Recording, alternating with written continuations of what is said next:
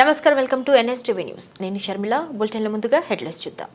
ఖమ్మం జిల్లా ఖమ్మం భక్త రామదాసు కళాక్షేత్రంలో ధాన్యం కొనుగోలు సన్నాహక సమావేశం యాసంగి.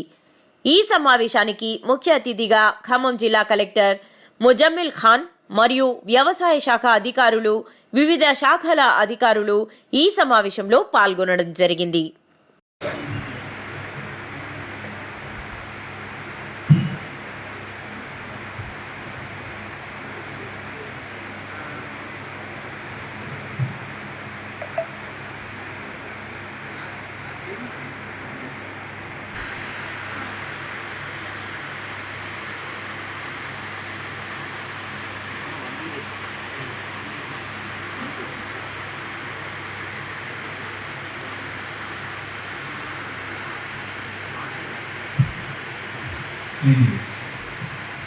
గౌరవమైన జేసీ గారికి, జిల్లా అధికారులందరికీ, విద్యార్థులందరికీ, ఎంఎస్ఎలందరికీ మీకు డైలీ పూర్తయింది. రెండోసారి మనం కలుస్తున్నాం. ఇలా మొట్టమొదటిగా పోయినసారి చాలా అద్భుతంగా జేసీ గారి బృందం మీరందరూ చాలా చక్కగా రిక్రూట్మెంట్ చేసినందుకు అభినందిస్తున్నాను. మరొకసారి మీరు చెప్పడం జరిగింది, చాలా చక్కగా చేయడం జరిగింది. ఏ జిల్లాలో ఎన్ని కష్టాలు వచ్చినా ఖమ్మం జిల్లాలో మీకు మీ బృందాలందరికీ నేను ధన్యవాదాలు చెప్తున్నాను. అని ఒక్కసారి మనం ఎక్సలెంట్గా చేసిన తర్వాత అది బెంచ్ మార్క్ అయిపోతుంది.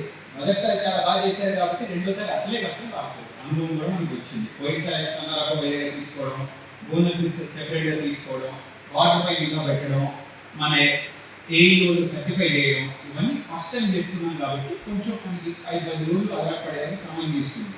కానీ ఇప్పటికైతే అంతా స్ట్రీమ్ లైన్ అయిపోయింది. 10 నిమిషాల్లో మనం ముగిద్దాం. మీరు మాట్లాడిందంతా పోయినసారి చేసినంత చిన్న రివిజన్గా పెట్టుకున్న తర్వాత వస్తుంది. మొట్టమొదటిగా ఈ మొత్తం కార్యక్రమం సంవత్సరానికి 2 సార్లు మనం చేసినప్పుడు ఈ కార్యక్రమం వెనకాల ఉన్న ఉద్దేశం ఏంటి? చెప్తారు ఎవరైనా? ఎందుకు ప్రైవేట్ రిక్రూట్మెంట్ పైన సంవత్సరానికి 2 సార్లు అధికారులు అందరూ తిరిగి ఇంత శ్రమపడి పని చేస్తారు? ఉద్దేశం ఏంటి? వరిని కొనడం ఉద్దేశమా? వరిని తీసుకెళ్ళి మిల్లర్ గారికి ఇవ్వడం ఉద్దేశమా? ఎఫ్సీఐకి ఇవ్వడం ఉద్దేశమా? మళ్ళీ మన పీడిఎస్లో తెచ్చుకోవడం ఉద్దేశమా? లేకపోతే అందరినీ ఏదో కదిలి పొందాలి కాబట్టి ప్రతిసారి పెట్టుకోవడం ఉద్దేశమా?